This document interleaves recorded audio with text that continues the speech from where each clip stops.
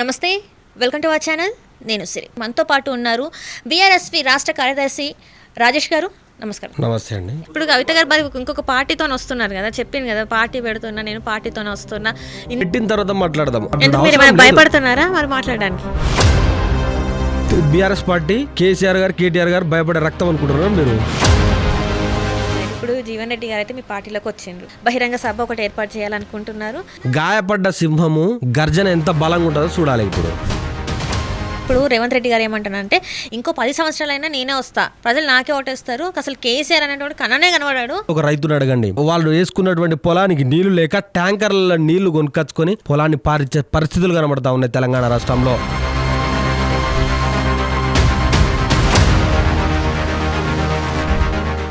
కేసీఆర్ ఉన్నప్పుడు ఎక్కడైనా ఒక్క రోజైనా ఈ పరిస్థితి కనబడ్డదా? బై ఎలక్షన్లో ఒక్కసారి కూడా మళ్ళీ బీఆర్ఎస్ గెలవలే, కాంగ్రెస్ గెలిచింది. ఎట్లా గెలిచిందని అడగరా మళ్ళా? రాహుల్ గాంధీ గారు చూసుకున్నట్టయితే ఓట్ చోరీ గురించి మాట్లాడుతున్నారు. మరి ఇక్కడ జరిగే చోరీ ఎవరు చూడాలి? మన కేటీఆర్ గారికి ఏమో చాలా వరకు అసలు యాటిట్యూడ్ చూపెడతారు, అసలు కార్యకర్తల దగ్గర కానీ ఎవరితో మాట్లాడారు అని చెప్పేసి అంటూ ఉంటారు. కేటీఆర్ గారు నన్ను పేరు పెట్టి పిలిచి బిడ్డ బాగా వర్క్ చేస్తున్నావు అని చెప్పేసి నన్ను భుజం తట్టి ముందుకు నడిపించినాడు. అలాంటి అహంకారం ఉన్నది ఎట్లా మాట్లాడతారు మేడం? ఇన్ని అడిగిన కేటీఆర్ మరి వాళ్ళ చెల్లె కోసం ఎందుకు స్టాండ్ తీసుకున్నారు? ఇప్పుడు ప్రభుత్వం చెప్పింది వీళ్ళు చేస్తారు కదా, ఇప్పుడు ఆయన సొంత నిర్ణయాలు కాదు కదా. ఈ గట్లెట్లా అంటారు మీరు? అది ఇండిపెండెంట్ బాడీ అని చెప్పేసి గల్లా ఎగరేసుకొని చెప్తుండు కదా రంగనాథు. అరే వాళ్ళదేమో ఇండ్లు అవుతాయి, పేదోందేమో ఇండ్లు ఎట్లా కాదు మేడం? అరే బాబు గంట సేపు టైం ఈరా నేను ఖాళీ చేసుకుంటున్న సామాన్లు బయట పెడతా అంటే నిర్దాక్షిణ్యంగా కూలగొడుతున్నారు.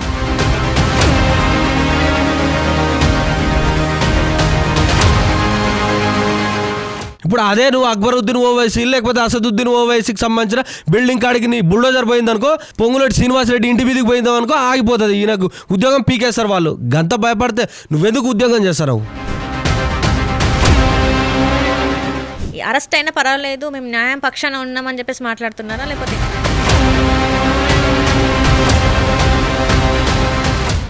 కేరళకి వెళ్ళి ముఖ్యమంత్రి గారు చెప్పిండు, ఒక్కసారి మరి మీరు వచ్చి తెలంగాణలో చూడండి, నేను చెప్పిన పథకాలు అన్నీ అయిపోయినాయి. 5 గ్యారెంటీలు ఫుల్ఫిల్ చేసినావు, పక్క రాష్ట్రం పోయి ఇట్లా సిగ్గుమాల మాటలు మాట్లాడతాం.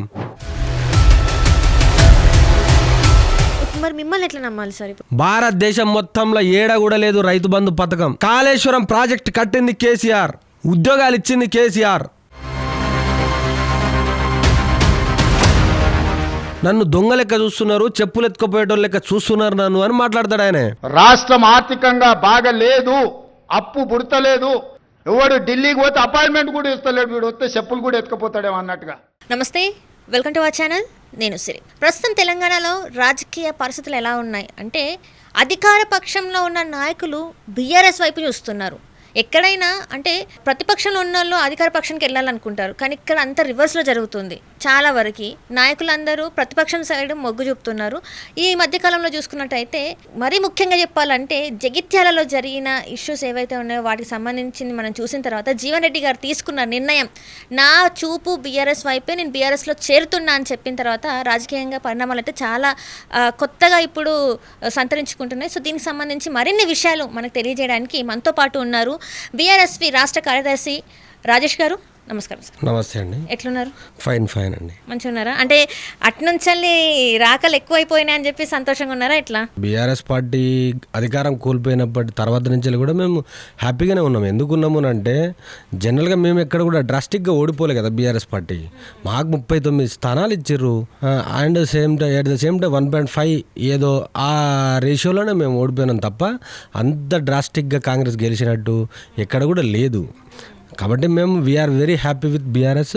తెలంగాణ రాష్ట్ర ప్రజలు కూడా హ్యాపీగా ఉన్నారనేది క్లియర్ కట్గా కనబడతా ఉన్నది ఇక్కడ. కాబట్టి అట్లేం లేదు.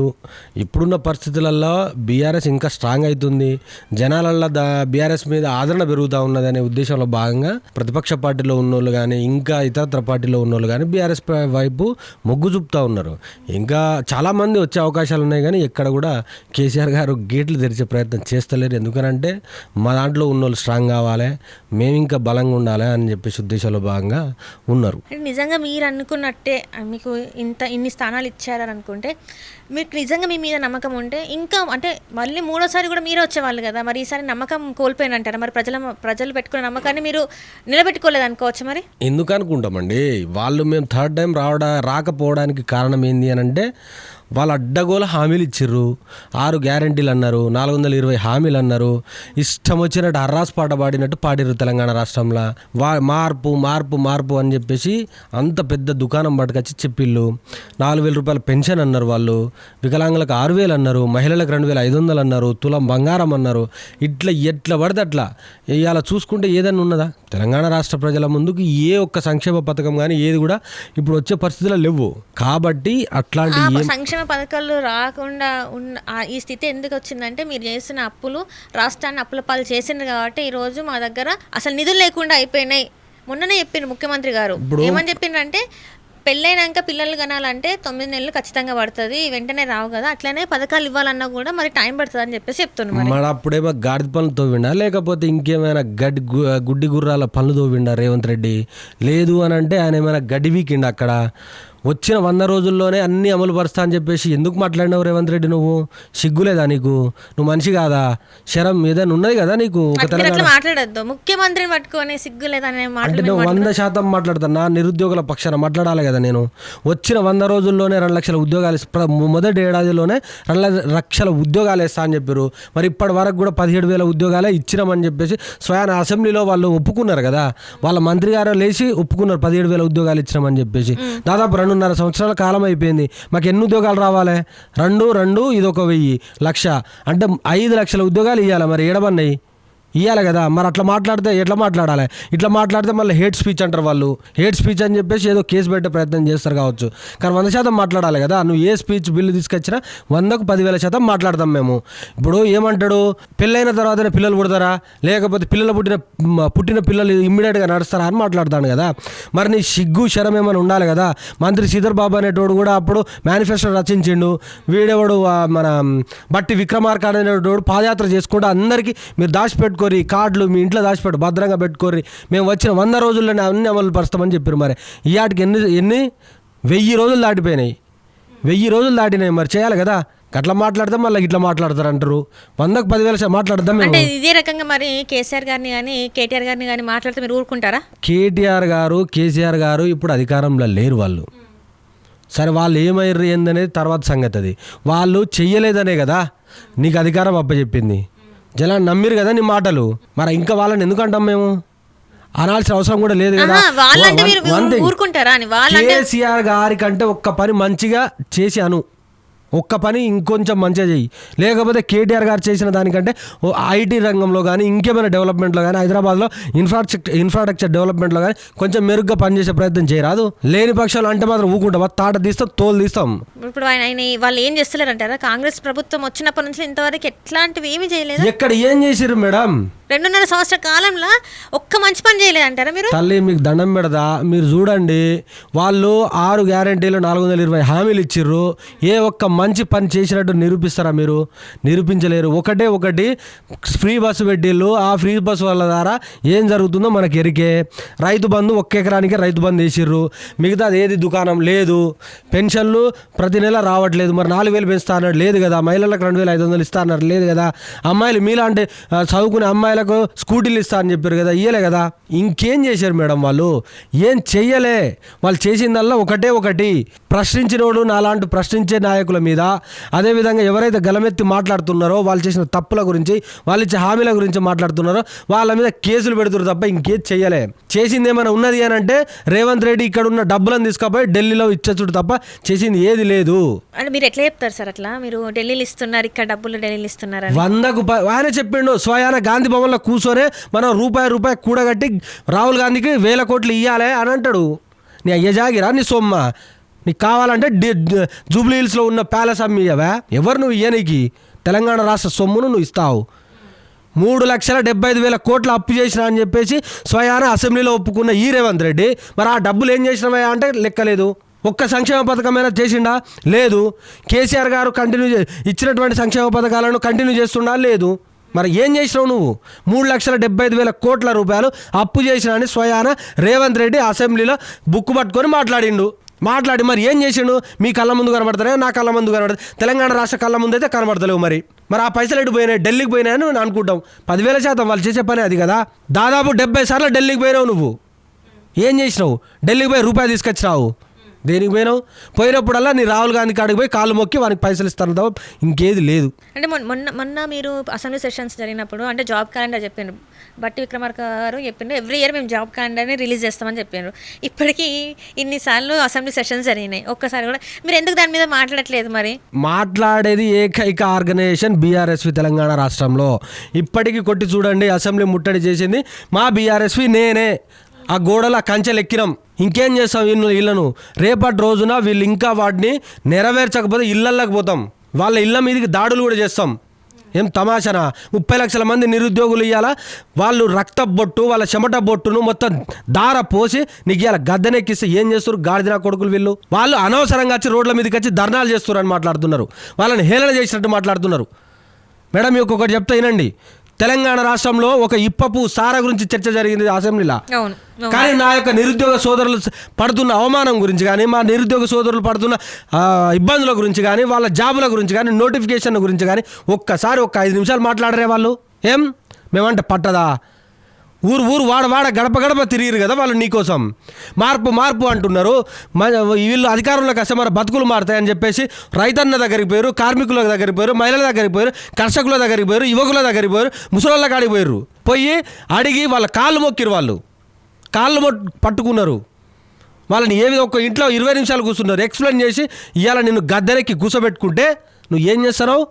రియల్ ఎస్టేట్ చేస్తున్నావు, కమిషన్లు తీసుకుంటున్నావు, కాంట్రాక్టులు చేస్తారు తప్ప మా గురించి ఆలోచించవు నువ్వు. ఏదో రేవంత్ రెడ్డి ముఖం చూసి, రాహుల్ గాంధీ ముఖం చూసి, బట్టి విక్రమార్క ముఖం చూసి, ప్రియాంక గాంధీ ముఖం చూసి వేయలేదు తెలంగాణ రాష్ట్రం ప్రజలు వీళ్ళకి ఓట్లు. నిరుద్యోగుల ముఖం చూసేసిర్రు. నిరుద్యోగులు గడప ఊరు వాడ తిరిగితే ఓట్లు వేసారు తప్ప ఈ గార్జినా కొడుకులు పోతే వీళ్ళను నీళ్ళు కూడా పోస్తారు అరిళ్ళ ముందుకు పోతే. ఏంది మేడం ఇది? ఎంత దౌర్భాగ్యం, ఎంత దౌర్జన్యం. పెట్టిన గ్రూప్ అని కూడా మొత్తం అమ్ముకున్నారు పోస్టులు. కానీ ఇప్పటివరకు చేయండి మేము చేసాం, ఈ 10 సంవత్సరాల కాలంలో మేము వాళ్ళే అంటే మీ ప్రభుత్వం చేయండి, వీళ్ళ ప్రభుత్వం చేసిందని చెప్తున్నారు కదా. ఏం చేసింది చెప్పండి మాకు. ఏం చేసింది? ఒక రోడ్ వేసిన వారని ఆయన అంటే ఒక రోడ్ వేయలే. మీ దాంట్లో ఈ ఎగ్జామ్స్ ఏవైతే ఉన్నాయో ఒక్కసారి కూడా అన్ని పేపర్ లీక్లే, మరి మీ అట్లా చేయలేదని చెప్తున్నారు కదా మేడం. వాళ్ళు పేపర్ లీక్ చేసిల్లనే కదా నిన్ను కూర్చోబెట్టిర్రు. పేపర్ లీక్ మరి కేసీఆర్ చేసిండో వాళ్ళు చేసేది కాదు, అది అధికారుల తప్పిదం వల్ల జరిగింది. దానికి సంబంధించిన వాళ్ళు అంతా జైళ్ళకి పోయిర్రు. అరే అట్లా జరిగింది, వాళ్ళ హయాంలో పేపర్ లీకులు జరిగినాయి అని చెప్పేసే కదా నిన్ను తీసుకొచ్చి కూర్చోబెట్టుకున్నారు. మరి నువ్వేం చేస్తావు? కేసీఆర్ కంటే హీనంగా పరిపాలిస్తావు కదా నువ్వు. మరి కేసీఆర్ 170,000 ఉద్యోగాలు ఇచ్చిండు.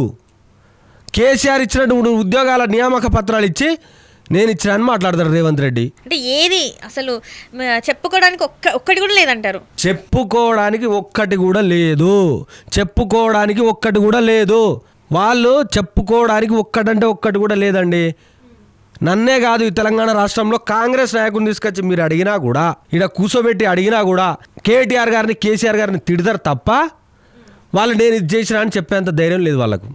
ఒక్కటి చేస్తలేరు వాళ్ళు. అంటే నేను ఒక ఇంటర్వ్యూ చేసిన సార్, చేస్తే వాళ్ళు చెప్తుంది ఏంటంటే ఇప్పుడు మేము చేస్తున్న పాలనలో సుభిక్షంగా ఉన్నది తెలంగాణ, అండ్ అట్లనే గాడిల పాలన పోయింది అని చెప్పేసి ప్రజలు హ్యాపీగా ఉన్నారు. మేము ఇందిరమ్మ ఇల్లులు ఇచ్చినాం, డబుల్ బెడ్రూమ్లు అని కట్టిండ్రు, ఒక్కరికి కూడా ఇవ్వలేదు, అవి అట్లా పోయినాయి.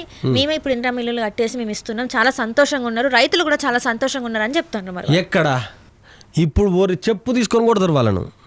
తెలంగాణ రాష్ట్రంలో రైతన్నల కాడికి పోయి అడగండి మీరు, ఇందిరమ్మ ఇల్లులు ఎవరికి ఇచ్చిర్రు, డబల్ బెడ్రూమ్ ఇల్లులు ఎవరు కడితే ఎవరు ఉంటున్నారు, ఎవరెవరికి ఇస్తున్నారు, దేనికి డబల్ బెడ్రూమ్లో కేసీఆర్ కట్టిన వాటికి 3 రంగుల కలర్ పూసి ఇలా నువ్వు ఇస్తానంటే నీదా అది? అట్లా వేస్తారా వాళ్ళు? అరే అవన్నీ ఫోటో విజువల్స్ ఉన్నాయండి. వాళ్ళు ఎక్కడ కూడా తెలంగాణ రాష్ట్రంలో ఏ ఒక్క వర్గం సుభిక్షంగా లేదు. రైతన్న లేడు సుభిక్షంగా, వాళ్ళకి సరైన కాలంలో నీళ్లు లేవు, సరైన కాలంలో పండిన పంటను కొనే దిక్కు లేదు, నీళ్లు మళ్ళా కరెంటు లేదు, యూరియా లేదు, ఎక్కడ సుభిక్షంగా ఉన్నారు? పోనీ రైతు బంధు వేసిండా అంటే రైతు బంధు లేదు, సుభిక్షంగా లేరు. కార్మికులు సుభిక్షంగా లేరు. వాళ్ళకు ఆటో కార్మికులకు ఈ ఫ్రీ బస్ పట్టుకొచ్చిండు, వాళ్ళకేమో నెత్తి మీద ఏదో వేసినట్టు చేసిండు. వాళ్ళకి 12,000 రూపాయలు ఇస్తా అన్నారు, ఇయ్యలేదు. వాళ్ళకి ఇంకేదో చేస్తా అన్నారు, ఇయ్యలేదు. నిరుద్యోగులకు మాలాంటి వాళ్ళకు మోసం చేసిళ్ళు. రిటైర్డ్ అయినటువంటి ఉద్యోగస్తులకు వాళ్ళకు రావాల్సిన బెనిఫిట్స్ పెన్షన్లు ఇవ్వటం లేదు. ఇంకా ఏ వర్గం సుభిక్షంగా ఉన్నది చెప్పండి నాకు. అంటే ఇప్పుడు ఒకే ఒక వర్గం తెలంగాణ రాష్ట్రంలో సుభిక్షంగా ఉన్న వర్గం ఏదైనా ఉన్నది అని అంటే అది రేవంత్ రెడ్డికి సంబంధించిన వర్గము, అది కూడా చంద్రబాబు నాయుడుకు సంబంధించిన వర్గం తప్ప ఇక్కడ స్వయాన కాంగ్రెస్ పార్టీలో ఉన్నటువంటి కరుడు కట్టిన కార్యకర్తలు ఎవరైతే ఉన్నారో వాళ్ళు కూడా హ్యాపీగా లేరండి. కార్యకర్తలే హ్యాపీగా లేరు. ఇవాళ అందుకోసమే కదా జీవన్ రెడ్డి లాంటోడు ఆ సీనియర్ మోస్ట్ కార్యకర్త ఇలా కాంగ్రెస్ పార్టీని వీడి బీఆర్ఎస్ పార్టీలోకి జాయిన్ అవడానికి కారణం ఏంది చెప్పండి మరి నాకు చెప్పండి. ఆయనే అన్నాడు కదా అన్ని దొంగ పనులు చేస్తున్నాడు, రేవంత్ పోవాలి కేసీఆర్ రావాలి అని జనాలు అంటున్నారని చెప్పేసి నిన్న నినాదం చేసిండు ఆయన. అదే జరగబోతుంది మళ్ళీ. అంటే ఖచ్చితంగా ఇప్పుడు ఏదైతే 2029 ఎలక్షన్స్లో బీఆర్ఎస్ వస్తుందంటారా? ఒకటండి, మా యొక్క బీఆర్ఎస్ పార్టీకి సంబంధించిన ఓట్ బ్యాంక్ కానీ, మా మీద సానుకూలత కానీ, మా మీద జనాలకు మా మీద పెరుగుతున్న అభిమానం కానీ ఆదరణ కానీ చూసుకుంటే చాలా హ్యూజ్ లెవెల్లో పెరిగిపోతూ ఉంది. మీరు ఎందుకనంటే సర్పంచ్ ఎన్నికలు చూడండి, ఎట్ ద సేమ్ టైం మాకు వచ్చినటువంటి మున్సిపల్ ఎన్నికలల్లో మాకు వచ్చిన ఓట్ బ్యాంక్ చూడండి. ఎవ్రీథింగ్ ఏ ఒక్క దాంట్లో కూడా మా యొక్క ఓట్ బ్యాంక్ తగ్గట్లేదు. ఎట్ ద సేమ్ టైం జనాలు కూడా చాలా అవేర్ తోటి ఉన్నారు. ఈ నా కొడుకులు ఎవడైతే వచ్చి ఓటు అడుగుతాడో తోలు తీస్తా కొడుకులదని చెప్పేసి వెయిట్ చేస్తూ ఉన్నారు వాళ్ళు. అంటే ఇప్పుడు మూసీ సుందరీకరణ చూసాం మనం, అది బీఆర్ఎస్ స్టార్ట్ చేసింది, కేసీఆర్ స్టార్ట్ చేసిండు, కానీ ఆయన ఏం చేయలేదు. కానీ ఈరోజు మేము అంతా చేంజ్ చేస్తున్నాం. ఇక్కడ ఏదైతే మూసీ పక్కన ఉన్న ఇల్లు ఆ ప్రజల ఆరోగ్యాలను మేము కాపాడుతున్నామని చెప్పేసి వాళ్ళు అక్కడ ఉన్న వాళ్ళని ఖాళీ చేస్తున్నారు. దీన్ని మీరు ఎట్లా చూస్తున్నారు? ఒకటండి, మూసీ సుందరీకరణ చేయాలి, మూసీని బాగు చేయాలి. అది ఎవరిదైనా బాధ్యత అది. ఎందుకనంటే మూసీ అనేది జీవనది, దాన్ని కాపాడుకోవాల్సిన బాధ్యత మనందరి మీద ఉన్నది. కానీ నువ్వు అట్లని చెప్పేసి 10,000 కుటుంబాలను నిరాశ్రయులను చేసి నువ్వు ఇవాళ ఏదో కట్టాలని చూస్తున్నావు నువ్వు. ఒకటి, దానికి నువ్వు 150,000 కోట్లకు సంబంధించిన ఒక డిపిఆర్ రెడీ చేసి పేద లెవెల్లో ప్రాజెక్ట్ కడతా అంటే మాత్రం ఊరుకునే పరిస్థితిలో తెలంగాణ రాష్ట్ర ప్రజలు లేరు. కేసీఆర్ గారు గత ప్రభుత్వంలో ఉన్నప్పుడు 16,000 కోట్లతోటి డిపిఆర్ రెడీ చేస్తే దాంతో కంప్లీట్ అయిపోతుంది. బట్ నువ్వు ఏం చేస్తున్నావు, నువ్వు అది పనికిరాదు, నేను 150,000 కోట్లతోటి చేస్తా అని అంటున్నావు. ఎట్లా సాధ్యమవుతుంది? ఇవాళ నువ్వు ఆడ పేదోడు వాడు గుడిసె కట్టుకొని అక్కడ ఆ ఏరియాలో ఏదో పని చేసుకుంటా, వాడు ఒక ఇంట్లో పని చేసుకుంటా, లేదు అని అంటే పూల బండ్లో పండ్ల బండ్లో లేకపోతే ఇంకేదో ఇస్త్రీ షాపో ఏదో చిన్న ఒక బిజినెస్ చిన్న పని చేసుకుంటా బతికేటోళ్ళ నోట్ల నువ్వు మన్ను కొట్టి వాళ్ళ ఇళ్లను దౌర్జన్యంగా దాష్టికంగా ఇలా కూలగొట్టి నువ్వు వాళ్ళని ఏటో ఊరవతల తీసుకపోయి ఆ ఓఆర్ఆర్ దగ్గరలో కట్టినటువంటి డబల్ బెడ్రూమ్లల్లో ఇస్తానంటే వాళ్ళు ఏడ బతుకుతారా అండి? వాళ్ళు అంత ఎమోషనల్గా కనెక్షన్ అయ్యి ఈడుంటారు. వాళ్ళ పిల్లలు, వాళ్ళ యొక్క బడి, వాళ్ళ యొక్క కాలేజీలు వాళ్ళంతా ఇక్కడ కనెక్ట్ అయి ఉంటారు. మరి అలాంటప్పుడు నువ్వు వాళ్ళని తీసుకుపోయి వేస్తా అంటే ఇది సాధ్యమా? పోనీ ఇంకొకటి, మేము లాస్ట్ 1 వీక్ నుంచే మా యొక్క పోరుబాట మూసి పోరుబాట అని చెప్పేసి మా విద్యార్థి భాగం నుంచి ఒక కాల్ చేసి మేము తిరుగుతూ ఉన్నాం. తిరిగే క్రమంలో వాళ్ళ యొక్క రోదన వింటా అంటే వాళ్ళ బాధ వింటా అంటే మాకే బాధ అవుతుంది. ఒక్కొక్క చిన్న ఇళ్ళల్లో 5-5 కుటుంబాలు ఉంటున్నారు, 5-5 కుటుంబాలు ఉంటున్నారు. వాళ్ళ యొక్క పిల్లలు వాళ్ళ వ్యవస్థ అంతా ఆడ ఒక ముడిపడి ఉండి వాళ్ళ రిలేటివ్స్ తోటి ఉంటారు వాళ్ళు.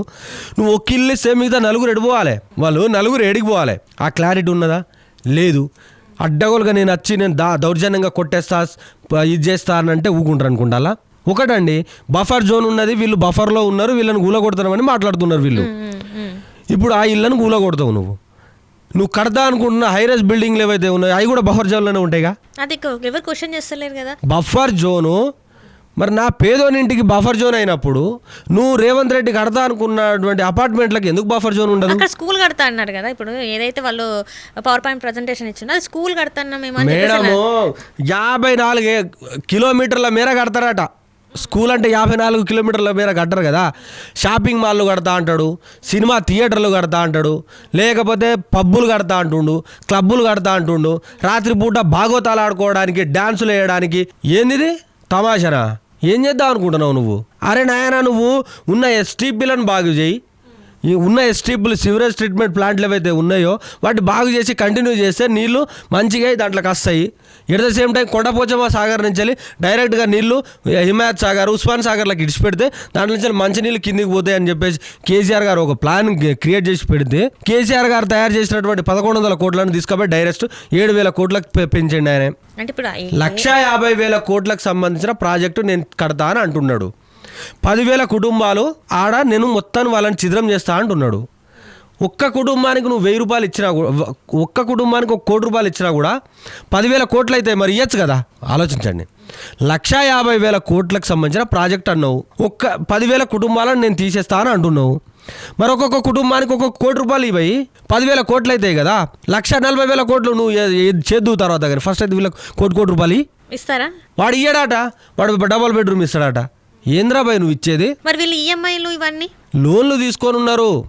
వాళ్ళు కట్టుకోవడానికి పర్మిషన్లు ఇచ్చినాం మనం, గవర్నమెంట్లుగా పర్మిషన్లు ఇచ్చిర్రు. చాలా మంది వాళ్ళకు చెప్పింది కరెంట్ బిల్లులు ఉన్నాయి, నల్లా బిల్లులు ఉన్నాయి, వాళ్ళు చూపెడుతున్నారు మాకు. చాలా మంది చెప్పింది ఏంటంటే ఇవన్నీ కూడా మేము కాంగ్రెస్ హయాంలో అంటే అప్పటివే 40 సంవత్సరాల క్రితంది మేము కట్టుకున్నాం, అప్పుడే కాంగ్రెస్ ప్రభుత్వమే ఇచ్చింది, ఇప్పుడు ఇచ్చినోడు వాడే మళ్ళీ కూలగొట్టేది వాడే అని చెప్పేసి మాట్లాడుతున్నారు. మరి ఇప్పుడు ఈ ప్రశ్న మీరు ఎప్పుడు లేవనెత్తలేదా? మరి మేము లేవనెత్తురుగా జనాలు అంటున్నారు. అదే జనాలే అంటున్నారు. వాళ్ళు 10,000% అవేరుతోటే ఉన్నారు మేడం.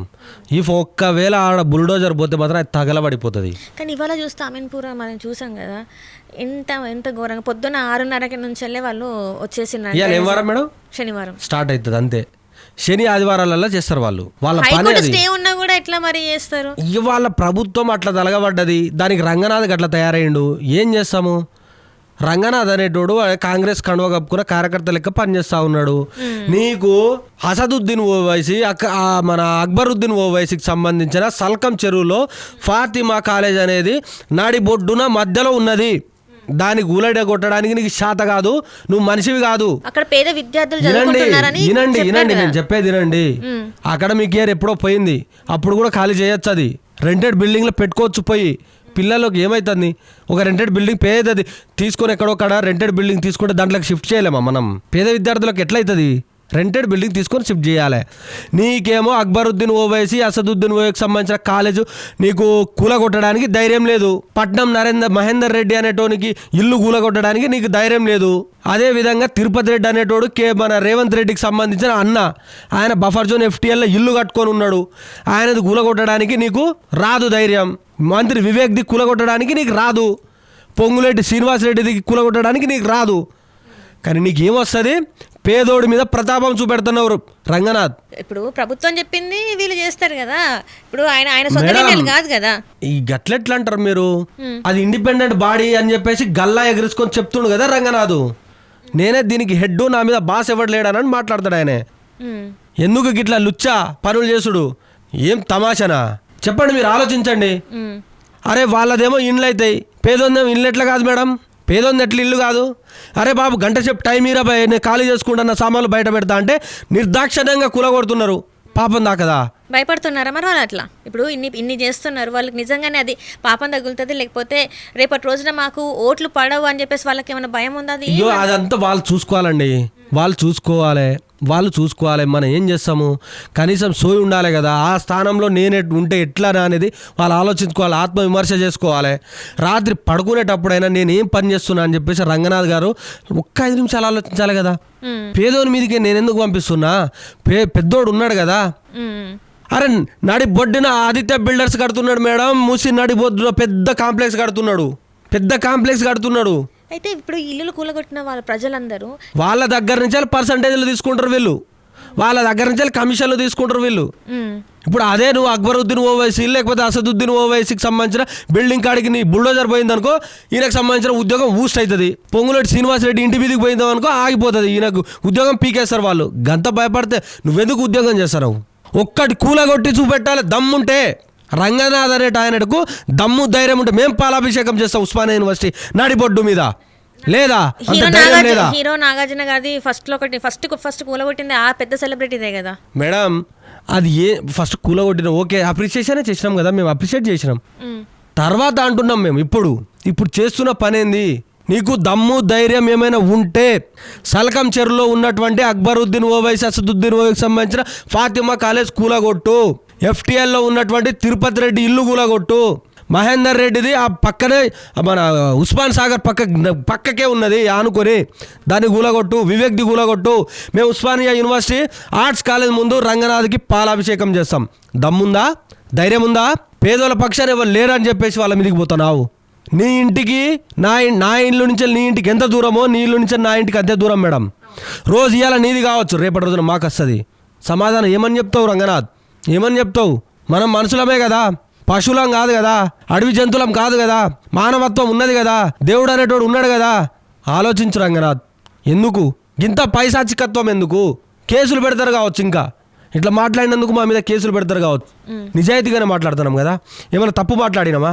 ఎవ్రీథింగ్ డాక్యుమెంట్స్ ఉన్నాయి కదా, FTLలో ఉన్నాయి కదా, అన్ని బఫర్ జోన్లలో ఉన్నాయి కదా. మరి ఇప్పుడు మీరు నిజంగానే అంటే అరెస్ట్ అయినా పర్వాలేదు, మేము న్యాయం పక్షాన ఉన్నామని చెప్పేసి మాట్లాడుతున్నారా, లేకపోతే మేడం ఒకటేనండి, 4 కోట్ల ప్రజలు, తెలంగాణ రాష్ట్ర ప్రజలు, 4 కోట్ల మంది ప్రజలు కట్టిన పన్నుతోటే నేను చదువుకొని ఇక్కడి వరకు వచ్చిన.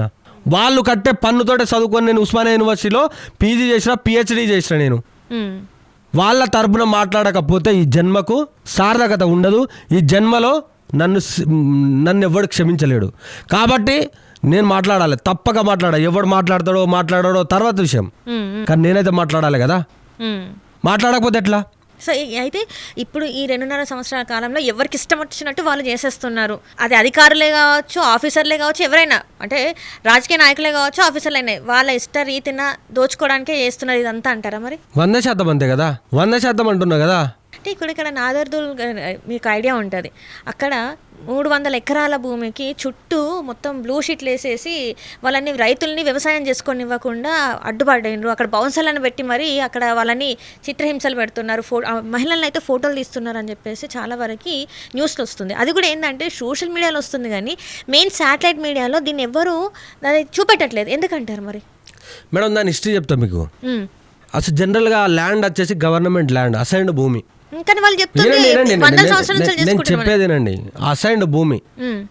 ఆ భూమి వచ్చేసి ఉమ్మడి ఆంధ్రప్రదేశ్లో చంద్రబాబు నాయుడు ఏం చేస్తాడు అని అంటే, ఒక కంపెనీకి అప్పచెప్తాడు. ఒక కంపెనీకి నువ్వు డెవలప్మెంట్ చేసుకోరబ్బాయి అని చెప్పి అప్పచెప్తాడు. కాంగ్రెస్ ప్రభుత్వం ఏం చేస్తుందంటే అప్పచెప్తారు. అప్పచెప్పిన తర్వాత చంద్రబాబు నాయుడు తీసుకుంటాడు. దాని తర్వాత వైఎస్ రాజశేఖర రెడ్డి ఏం చేస్తాడు అని అంటే, ఒక కంపెనీకి అప్పచెప్తాడు. ఇక్కడనే ఎయిర్పోర్ట్ ఉన్నది, డెవలప్ చేయండి అని అప్పచెప్తారు. ఆ తర్వాత ఏమవుతుంది అని అంటే, ఆ కంపెనీ తీసుకున్న కంపెనీ ఏదైతే ఉన్నదో అది ఫ్రాడ్ కంపెనీ, మొత్తం అప్పులలో ఉన్నది, దీని మీద కేసులు ఉన్నాయని చెప్పేసి కేసీఆర్ గారు గవర్నమెంట్ వచ్చిన తర్వాత ఆ 300 ఎకరాలను ఆక్యుపై చేసుకుంటాం మనం. గవర్నమెంట్ హ్యాండ్ ఓవర్లో ఉంటుంది. ఆ గవర్నమెంట్ హ్యాండ్ ఓవర్లో ఉన్నా కూడా అక్కడ దాదాపుగా 50-60 సంవత్సరాల నుంచి వెళ్ళి అప్పుడు ఉమ్మడి ఆంధ్రప్రదేశ్లో 200 ఎకరాల భూమిని అక్కడ ఉన్న రైతులకు మీరు పని చేసుకోరు, దీంట్లో పండించుకోర్రి, మీరేమైనా దీన్ని వాడుకోరని చెప్పేసి 200 ఎకరాలు ఇస్తుంది గవర్నమెంట్. ఇచ్చినప్పుడు రకరకాలుగా వాళ్ళు ఏదో పని చేసుకుంటూ ఉంటారు. కానీ అప్పుడు గుట్టలు, కొండలు, కొంత చిలక అట్లుండే, ఎవరు చేయలే. ఆ తర్వాత కేసీఆర్ గారి గవర్నమెంట్లో కూడా ఎవరికి వాడు దున్నుకుంటున్నారు, పని చేసుకుంటా ఉన్నారు. ల్యాండ్ అయితే గవర్నమెంట్ది అసైన్లో. నువ్వు ఇప్పుడు ఆ దారినో ఇల్లేదో పెట్టిరు, ఇప్పుడు భూమి ఆదాన్ని పెట్టి దాంట్లో కొట్టి చూసినా కూడా అది గవర్నమెంట్ అసైన్ ల్యాండ్ కిందే ఉంటుంది. పొంగులేటి శ్రీనివాసరెడ్డి అనేటోడు రాగానే, రెవెన్యూ మంత్రి కాగానే అదంతా భూమిని 37 సంవత్సరాలకు లీజుకి, 37 సంవత్సరాలు లీజుకి రాఘవ కన్స్ట్రక్షన్కి సంబంధించిన వాళ్ళకి ఇస్తాడు ఆయన. రాఘవ కన్స్ట్రక్షన్స్ ఎవరిది? పొంగులేటి శ్రీనివాసరెడ్డి కొడుకుది. దాంట్లో పొంగులేటి శ్రీనివాసరెడ్డి అనేటోడు ఒక వన్ ఆఫ్ ది డైరెక్టరు. ఆయన కూడా స్వయాన ఇట్లే మీ లెక్కనే నాతో లెక్క ఓపెన్ హార్ట్ విత్ ఆర్కే తోటి నేను నా యొక్క చెమట చుక్కలు శ్రమించి ఒక్కొక్క రోజు మెట్టు ఎక్కి నేను 30 సంవత్సరాల తర్వాత కట్టుకున్న నేను ఒక పెద్ద వ్యవస్థ ఇది రాఘవ కన్స్ట్రక్షన్ అని చెప్పేసి ఆయన ఒప్పుకున్నాడు. ఇవాళ అసెంబ్లీలో ఏం మాట్లాడతాడు, రాఘవ కన్స్ట్రక్షన్కి నాకు సంబంధం లేదని అంటున్నాడు. అంత లుచ్చ రాజకీయాలు చేసుడు ఎందుకు? సడన్లీ వాళ్ళని తీసుకపోయి నువ్వేదో చేసి భయభ్రాంతులను చేసి అక్కడ రైతులను భయపెట్టి దాన్ని ఏదో కబ్జా చేసుకొని నేను దాచుకుంటా, నేను ఉంచుకుంటా అని చెప్పేసి దాంట్లో రియల్ ఎస్టేట్ చేస్తా, లేకపోతే దాంట్లో ఇంకా కషర్ పెడతా చేస్తే ఊకుంటారా తెలంగాణ రాష్ట్ర ప్రజలు? అది ఎందుకు మెయిన్ స్ట్రీమ్ ఎందుకు ఇది ఇవ్వట్లేదు? ఇప్పుడు ఎందుకంటే శాటిలైట్లో వస్తే మొత్తం అంతా చూస్తుంది. ఓన్లీ ఇప్పుడు ఏంటంటే ఇప్పటి వరకు చూస్తే సోషల్ మీడియా, ఈ మీడియా మాత్రమే వెళ్ళింది అక్కడికి. మెయిన్ స్ట్రీమ్ ఎందుకు వెళ్ళట్లేదు? అక్కడ వరకు ఎందుకు వెళ్ళనివ్వట్లేదు? మరి ఇగో మీలాంటి ఛానల్స్ చూపెడతా ఉన్నాయి, బీఆర్ఐ మన టీ న్యూస్ చూపెడతా ఉన్నది తప్ప మిగతా ఛానల్స్ ఏది కూడా చూపెట్టట్లేదు. అవి రేవంత్ రెడ్డి ఇంటి ముందు కట్టేసిన కుక్క లాంటి ఆ ఛానల్ అన్నీ. ఏబిఎన్ రాధాకృష్ణ గాడు ఒకడు, వాడు ఎన్టీవీ చౌదరి గాడు ఇంకోడు, ఇంకోటి ఈనాడు ఒకటి, ఇంకా ఇంకో దుకాణాలు తయారైనాయి ఆడ. ఇవన్నీ రేవంత్ రెడ్డి చెప్పినట్టే ఇంటాయి.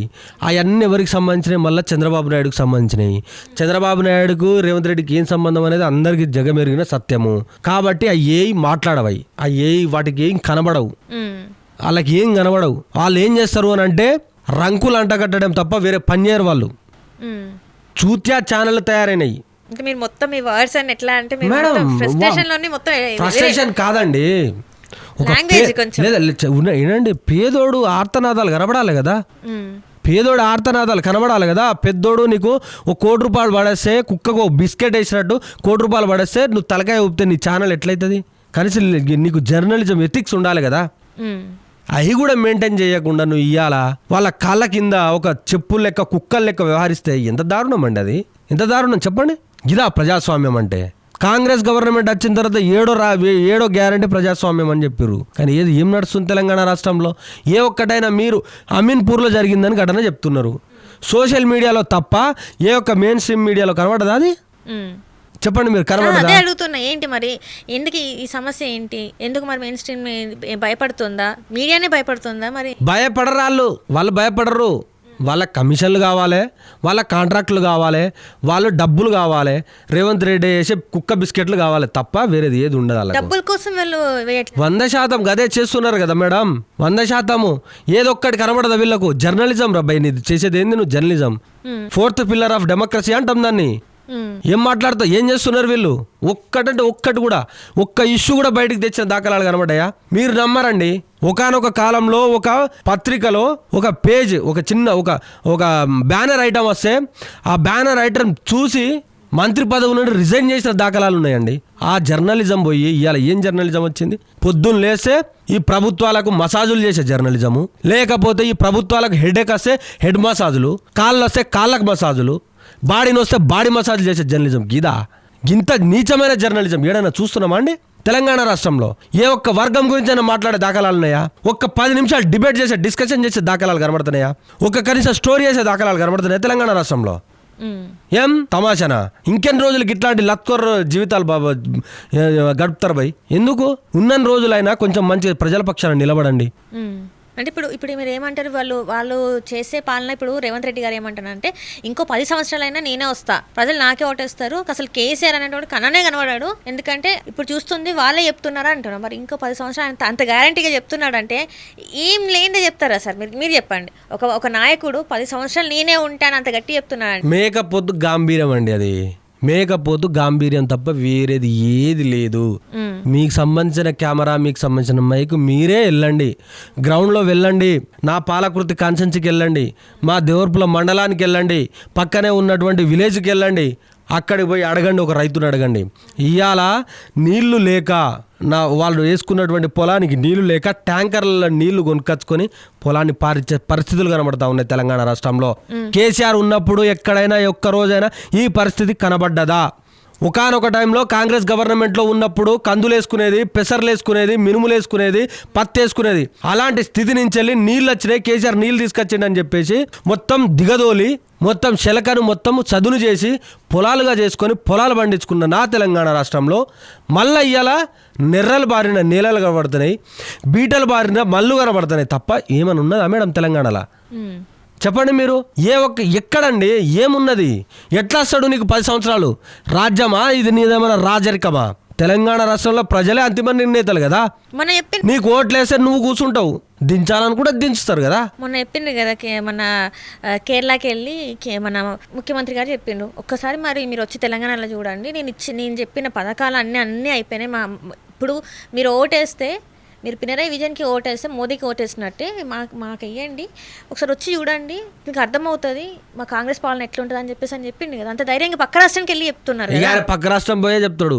ఢిల్లీలో ఎలక్షన్లు జరిగినప్పుడు నేను మహిళలకు 2500 ఇచ్చినా అని చెప్పిండు, అమ్మాయిలకు స్కూటీలు ఇచ్చినా అని చెప్పిండు. మరి మీరు కూడా అడగాలక్క, దయచేసి చెప్తున్నా, మీరు కూడా అడగండి. అదేవిధంగా జార్ఖండ్ ఎలక్షన్లలో కూడా గదే చెప్పిండు. పక్కన ఉన్నటువంటి మహారాష్ట్ర ఎలక్షన్లలో కూడా మొత్తం 6 గ్యారంటీలలో నేను 5 గ్యారంటీలు ఫుల్ఫిల్ చేసినా అని చెప్పారు వాళ్ళు. ఇవాళ మీరు అన్నటువంటి కేరళ రాష్ట్రంలో చెప్తా ఉన్నారు. మరి ఇక వాళ్ళని మేమేమంటాం? ఇప్పుడు రేవంత్ రెడ్డి అనేటోడు మాట చెప్తే గింత అథెంటికేషన్ అని మీరు అంటున్నారు కదా. రేవంత్ రెడ్డి మాట చెప్తే ఇంత అథెంటికేషన్ ఉన్నప్పుడు ఇదే రేవంత్ రెడ్డి జీవన్ రెడ్డికి వందలాది సార్లు ఫోన్లు చేసి నీ కాలు పట్టుకుంటా నిన్ను గదవ పట్టుకుంటా నీకు దండం పెడతాన్నా జర పోకు పార్టీ మారకు అని చెప్పిండు.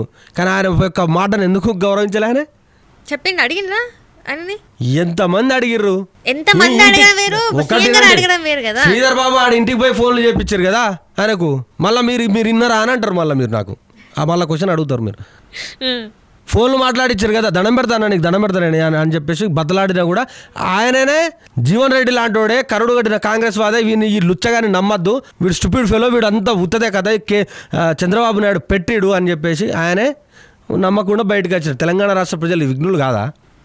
తెలంగాణ రాష్ట్ర ప్రజలు ఎట్లా నమ్ముతారండి? తమాషనా? 5 గ్యారెంటీలు ఫుల్ఫిల్ చేసినావు, పక్క రాష్ట్రం పోయి ఇట్లా సిగ్గుమాలిన మాటలు మాట్లాడతాం. ఏమండి ఇది? ఏం మాట్లాడతాడు ఆయన? ఆయన ఇష్టం. ఇక ఆయన ఇష్టం అంటారా? ఏదైనా మాట్లాడుకొని అండి. తెలంగాణ రాష్ట్రం అంతిమ నిర్ణేతలు ప్రజలు, 4 కోట్ల ప్రజలు ఎవరు ఎన్నుకుంటే వాళ్ళే కూర్చుంటారు, అంతే కదా. మరి ఇప్పుడు మరి రేవంత్ రెడ్డి గారు ఏమంటున్నారంటే మమ్మల్ని గెలక్కండి, ఆల్రెడీ అన్నిట్లలో మేము మోసపోయి ఉన్నాము, ఫ్రస్ట్రేషన్ లో ఉన్నాము అంటున్నారు. అంటే అర్థమైందా మీకు? దీనికైనా ఆయన ఇంటెన్షన్ ఏంది అని అంటే ఇప్పుడు ఆయనకి ఏది లేదు, సోర్సెస్ లేవు, కనబడతలేవు, ఏం చేయాలో అర్థం కావట్లేదు. నన్ను దొంగ లెక్క చూస్తున్నారు, చెప్పులు ఎత్తుకుపోయేటోళ్ళ లెక్క చూస్తున్నారు నన్ను అని మాట్లాడతాడు ఆయన. ఒక రాష్ట్రానికి ముఖ్యమంత్రికి ఇట్లా మాట్లాడితే నీ దగ్గరికి వచ్చి ఇన్వెస్టర్లు ఎట్లా ఇన్వెస్ట్ చేస్తారండి? ఎట్లా ఇన్వెస్ట్ చేస్తారు? నాకు అక్కడ పైసలు లేవు, నన్ను కోసుకున్న రూపాయి వెళ్ళదు అంటుండు. మరే 1,50,000 కోట్లు మూసికి ఎట్లా వెళ్తాయిరా బాబు అని వాళ్ళు అంటున్నారు జనాలు. ఎట్లా వెళ్తాయి? దీనికన్నా ముందు గాంధీ సరోవర్ అన్నారు కదా, 5,000 కోట్లతో కడతాడట అది. అరే బాబు 5,000 కోట్లు ఆ గాంధీ విగ్రహం కట్టే బదులు నా యొక్క పిల్లలు రియంబర్స్మెంట్ ఇరా బాబు అంటున్నాం. 9,000 కోట్ల పెండింగ్ ఉన్నాయి, 5,000 కోట్లు రిలీజ్ చేయి అంటున్నాం. అది ఇప్పుడు అంటే పిల్లల నుంచి వెళ్ళి స్టూడెంట్స్ నుంచి వెళ్ళి రాబట్టి తెచ్చుకోండి అని చెప్పేసి తెలంగాణ హైకోర్టు ప్రతిదీ తెలంగాణ రాష్ట్ర ప్రజలు గమనిస్తున్నారు మేడం. 1 by 1 అన్ని మొత్తం ఎగ్గొట్టే ప్రయత్నం చేస్తున్నారు, వాళ్ళ అంతా తీసేసే ప్రయత్నం చేస్తున్నారు. రేపటి రోజున ఈ రేవంత్ రెడ్డినే తీసేస్తారు జనాలు. మరి మిమ్మల్ని ఎట్లా నమ్మాలి సార్? ఇప్పుడు బీఆర్ఎస్ని నమ్మాలి అంటే ఏ రకంగా నమ్మాలి? ఎందుకంటే వద్దనుకోనే కాంగ్రెస్ని తీసుకున్నారు, మళ్ళీ మిమ్మల్ని తీసుకొస్తారంటారా? బీజేపీ అనే ఆప్షన్ ఒకటి ఉన్నది కదా. మళ్ళా తల్లి ఒకటి నండి, మీకు చెప్తా ఒక తల్లి, భారతదేశం మొత్తంలో ఏడ కూడా లేదు రైతు బంధు పథకం. దాని ఇన్వెన్షన్ చేసిందే, దాన్ని రూపకల్పన చేసిందే, ఈ ప్రపంచానికి పరిచయం చేసిందే కేసీఆర్. భారతదేశంలో ఏ రాష్ట్రంలో లేదు 24 గంటల కరెంట్, దాన్ని తీసుకొచ్చిందే కేసీఆర్. భారతదేశంలో ఎక్కడ కూడా లేదు 2,000 రూపాయల పెన్షన్, కానీ కేసీఆర్ ఇచ్చిండు. భారతదేశం మొత్తం ఎంటైర్ వరల్డ్ ప్రతి ఇంటింటికి నల్ల నీళ్ళు ఇచ్చింది ఎవ్వడు లేడు, కేసీఆర్.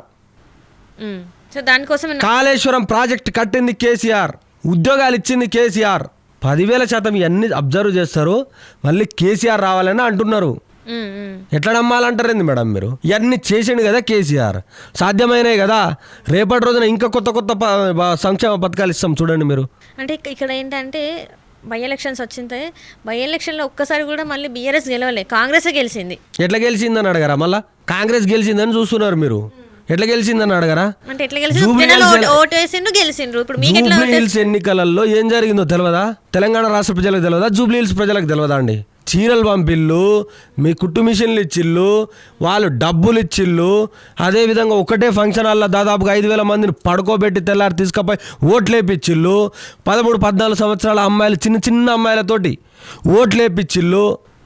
ఎన్ని భయాలు పెట్టిళ్ళు, ఏం చేసారు తెలియదా? తెలంగాణ రాష్ట్ర ప్రజలు అందరి కళ్ళ ముందు ఉన్నది కదా. 20,000కు సంబంధించిన ఓట్లు ఫేక్ నోట్స్ ఉన్నాయిరా, ఓట్లు ఉన్నాయిరా బాబు అని చెప్పేసి కేటీఆర్ గారు తెలంగాణ భవన్లో నిలబడి పవర్ పాయింట్ ప్రజెంటేషన్ ఇచ్చిండు. ఏ ఒక్క ఓటైనా రిమూవ్ చేసిల్లా వీళ్ళు? దొరకబడినాం కదా. ఒక అపార్ట్మెంటు ఆయనకు సంబంధించిన ఇల్లు హౌస్ నెంబరే లేదాడ, కానీ అపార్ట్మెంట్ ఉన్నట్టు క్రియేట్ చేసి దాంట్లో దాదాపుగా 100,000 ఓట్లు క్రియేట్ చేసి మరి అవి ఎక్కడి నుంచి వచ్చినాయి? రాహుల్ గాంధీ గారు చూసుకున్నట్టయితే ఓట్ చోరీ గురించి మాట్లాడుతున్నారు. మరి ఇక్కడ జరిగే చోరీ ఎవరు చూడాలి? ఎవరు చూడాలండి? దాన్ని తీసుకుపోయి ఎలక్షన్ కమిషన్కి మేము కంప్లైంట్ ఇచ్చినాము, ఎట్ ద సేమ్ టైం ఇంకా హయ్యర్ అఫీషియల్స్కి ఇచ్చినాము, సిఎస్ గారికి ఇచ్చినాము. ఇంకేం చేయాలి మేము? ఇంకేం చేయాలి? పేగులు తెగేటట్టు మా కేటీఆర్ గారు ప్రతి సమస్య మీద అరుస్తున్నాడు కదా. ఇంకేం చేయమంటారు? అధికారంలో ఉన్నారు, అధికారాన్ని అడ్డం పెట్టుకొని ఇవాళ ఏదో చేస్తామనంటే రేపటి రోజున అవుతుందా? దానికి బాధ్యులైన వాళ్ళు 7 ఉంటారో చూద్దాం. అంటే ఇప్పుడు బీఆర్ఎస్ ఓడిపోవడానికి కూడా కారణం ఏంటంటే కేటీఆర్ గారు, కవిత గారు అని జనాలు చాలా మంది అంటున్నారు. ఎందుకంటే ఎట్లా అంటారు? వీళ్ళ యాటిట్యూడ్, ఎట్లా అంటారు? వీళ్ళు అసలు మాట్లాడే విధానం కరెక్ట్ ఉండదు, వీళ్ళకి ఈగోలు ఎక్కువ అని చెప్పేసి అంటారు. ఇప్పుడు లిక్కర్ స్కామ్ లోనేమో కవిత గారు, మన కేటీఆర్ గారికి ఏమో చాలా వరకు అసలు యాటిట్యూడ్ చూపెడతారు, అసలు కార్యకర్తల దగ్గర రాని ఎవరితో మాట్లాడారు అని చెప్పేసి అంటూ ఉంటారు. ఒకటి నిజమేనది మరి? ఒకటి నన్ను ఎందుకు పిలిచారు మీరు? నన్ను ఎందుకు పిలిచారు? ఒక ఆన్సర్ చెప్పండి. బీఆర్ఎస్ పార్టీలో యాక్టివ్ ఉన్నాడు అని చేసి పిలిచారు. నేను ఒక సామాన్యుణ్ణి మేడం, నేను ఒక సామాన్యుణ్ణి, అతి సామాన్యుణ్ణి. మళ్ళీ నేను అతి సామాన్యుని. అలాంటి కేటీఆర్ గారు నన్ను పేరు పెట్టి పిలిచి బిడ్డ బాగా వర్క్ చేస్తున్నావు అని చెప్పేసి నన్ను భుజం తట్టి ముందుకు నడిపించినాడు. అలాంటి అహంకారం ఉన్నది ఎట్లా మాట్లాడతారు మేడం? నన్ను ఇలా కూర్చోబెట్టారంటే ఆ స్థాయి కేటీఆర్ గారు గుర్తించారు కాబట్టి మీరు కూర్చోబెట్టిల్లు, బీఆర్ఎస్ పార్టీ గుర్తించింది కాబట్టి మీరు కూర్చోబెట్టిల్లు. నాలాంటి కార్యకర్తలు ఎంతోమంది ఉన్నారు మేడం. నాలాంటి కార్యకర్తలు కేటీఆర్ గారు పేరు పెట్టి పిలిచే కార్యకర్తలు చాలా మంది ఉన్నారు. అహంకారం ఉన్నదని మాట్లాడతారు కేటీఆర్ గారి గురించి. అహంకారం ఉన్నదా? అహంకారం ఉంటే ఇన్ని వేల కోట్ల ఇన్వెస్ట్మెంట్లు రావు తెలంగాణ రాష్ట్రానికి. కేటీఆర్ గారికి అహంకారం ఉంటే ఇంత అభివృద్ధి చేయాలని చూసుకోడు కేటీఆర్ గారికి అహంకారం ఉన్నది అని అంటే కరోనా టైంలో ఆయన చేసినటువంటి హెల్ప్ ఎవరు చేయలే తెలంగాణ రాష్ట్రంలో. ఇప్పుడున్నటువంటి ప్రభుత్వంలో ఉన్న కాంగ్రెస్ నాయకులు మాస్కులు పెట్టుకొని ఇళ్ళలో పన్నారు, కానీ కేటీఆర్ గారు బయటకు వచ్చి రోడ్ల మీదకి వచ్చి అందరికి సాయం చేశారు. అహంకారం ఏడికెళ్ళి వచ్చింది కనబడ్డది అహంకారం ఈ యొక్క గార్దిన కొడుకులకు. ఫ్యూచర్ కేటీఆర్ అని జనాలు అంటున్నారు, కేటీఆర్ అని యువకులు అంటున్నారు, మా ఫ్యూచర్ లీడర్ కేటీఆర్ అని అందరు అంటున్నారని చెప్పేసి లోపల అంత వణుకుతున్నాయి ఇళ్ళకు. కేటీఆర్ అయితే మనం తట్టుకోలేమని చెప్పేసి ఒక ఫాల్స్ ప్రాపగాండా క్రియేట్ చేసి ఒక ఫాల్స్ నరేటివ్ బిల్డ్ చేయాలనే ఉద్దేశంలో బాగా ఇలా చేసే తతంగం తప్ప మీరు పోయి అడిగిన, మీరు పోయి మాట్లాడిన గంట సేపు కూర్చోబెట్టుకొని మాట్లాడతాడు ఆయన. అంత గొప్ప వ్యక్తిత్వం కలిగినోడు. నేను పర్సనల్గా చూసినా కదా, చాలా మంది తీసుకుపోయి మాట్లాడితే బిడ్డ నీకేం కావాలని చెప్పేసి హెల్ప్ చేసి నన్ను అడుగుతాడు ఆయన. అలాంటి వ్యక్తిని పట్టుకొని ఇలాంటి మాటలు మాట్లాడమని అంటే ఏందనుకుంటారు వీళ్ళు?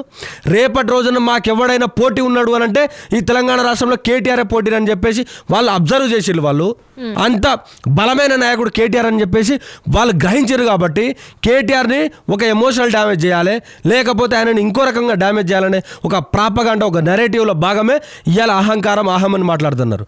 ఆయన ఎంత గొప్పోడు అని అంటే ప్రతి ఒక్కరితో మాట్లాడాలి. ఎవరిపైనా తిన్నరా అని అడుగుతాడు ఆయన, బాగున్నావా బేట అని అడుగుతాడు. ఇంకేం కోరుకుంటారండి? ఇంకేం కోరుకుంటారు చెప్పండి? ఇన్ని అడిగిన కేటీఆర్ మరి వాళ్ళ చెల్లె కోసం ఎందుకు మరి స్టాండ్ తీసుకోలేదు? అది వాళ్ళ ఫ్యామిలీ మేడం, అది మనకు సంబంధం లేని ఇష్యూ. ఇప్పుడు అదే కదా, ఇప్పుడు మెయిన్గా మాట్లాడేది అదే కదా. ఇప్పుడు రెండుగా చీలిపోయింది, కవిత బయటకు వచ్చేసి అన్ని మాట్లాడు. ఆ విషయం ఇక మీరు కవిత గారిని పిలిచి మాట్లాడి కూర్చోబెట్టి మాట్లాడండి. మేము ఎట్లా చెప్తాం? కవిత గారిని పిలిచి కూర్చోబెట్టి మాట్లాడాలి. ఇంకొక పార్టీతో వస్తున్నారు కదా, చెప్పింది కదా పార్టీ పెడుతున్నా, నేను పార్టీతో వస్తున్నా, ఇంత జరిగింది. పెట్టిన తర్వాత మాట్లాడదాం. ఆమె వాళ్ళ పార్టీ స్టాండ్స్ ఏంది, వాళ్ళ పార్టీకి సంబంధించిన బైలాస్ ఏముంటాయి, ఆ పార్టీ యొక్క రూపకల్పన ఏముంటుంది, దాని తర్వాత మాట్లాడుకుందాం కదా. ఇప్పుడే మొదలే ఇప్పుడు ఆమె ఏదో పెట్టాలని చూస్తున్నది. మనం ఎందుకు దాని గురించి వాళ్ళ గురించి భయపడుతున్నారా మరి మాట్లాడడానికి? బీఆర్ఎస్ పార్టీ కేసీఆర్ గారు కేటీఆర్ గారు భయపడే రక్తం అనుకుంటున్నారా మీరు? అనుకుంటారా మీరు? చెప్పండి మేడం, అనుకుంటున్నారా? రాక్షసుడు లాంటి రేవంత్ రెడ్డి తోడు కొట్లాడుతున్నాం మేము. చెప్పండి ఏం మేడం? కేంద్రం మెడల్ వంచి సాధించుకున్న తెలంగాణలో మేము పౌరులం మేడం. మనం అంతా ఈ నేల యొక్క పౌరుషం మీకు తెలియదా? పోరాట పటిమ మీకు తెలియదా? అందులో కూడా ఉస్మానియా యూనివర్సిటీలో చదువుకున్న వాళ్ళం మేము. కేసీఆర్ కింద పనిచేసిన వాళ్ళము, కేటీఆర్ గారి శిక్షణలో పనిచేసిన వాళ్ళం. మేము భయపడతామా? మా రక్తంలో ఉందా? మా శిక్షణలో ఉన్నదా? లేదా అట్లేం లేదు. వాళ్ళు పెట్టిన తర్వాత చూద్దాం అంతే. మాట్లాడారంటారు వాళ్ళ యొక్క బైలాస్ ఏముంటుంది చూద్దాం కదా. వాళ్ళ యొక్క రూపకల్పన, వాళ్ళ ఎజెండా ఏముంటది. మైనస్ అయినట్టు అనిపిస్తలేదా బీఆర్ఎస్ పార్టీకి? ఇప్పుడు కవిత గారు బయటికి వచ్చి ఇట్లా మైనస్ అయితే మా పార్టీలకు ఎందుకు జాయిన్ అవుతారు మేడం? మీరు గమ్మత్తున్నారు. పెద్ద లీడర్ లాంటి జీవన్ రెడ్డి గారే మా పార్టీలో జాయిన్ అయ్యారు. మీరు గమ్మత్తు అసలు ఎట్లా మాట్లాడతారు అర్థమైతే లేదు. నెక్స్ట్ ఇప్పుడు కవిత గారు నమ్మేది ఏంటంటే నెక్స్ట్ నేను అన్ని మాట్లాడతాను, అన్ని బయట పెడతాను, నెక్స్ట్ సీఎం అయ్యేది కేఏ పాల్ కూడా అంటాడు మేడం. సీఎం నేనే సీఎం. కేఏ పాల్ తో ఏనండి, కేఏ పాల్ గారు కూడా అంటున్నారు నెక్స్ట్ నేనే సీఎం, నేనే దేశానికి ప్రధాని, మోడీని నేనే ప్రధాని చేసిన అంటాడు, చంద్రబాబు నాయుడు నేనే ప్రధాని చేసిన అంటాడు. మేడం ఎవరిని మనం డిస్కరేజ్ చేయొద్దు, ఎవరిని కూడా మనము ఏమనద్దు. ఎవరికి మీరు ఓ సీఈఓ అంటారు కావచ్చు, నేను ఏదో అంటాం, నడుతూనే ఉంటుంది దుకాణము. మనం ఎవరిని ఏం క్రిటిసైజ్ చేయాల్సిన అవసరం లేదు, వాళ్ళని డిస్కరేజ్ చేయాల్సిన అవసరం లేదు. ఎవరు వాళ్ళది.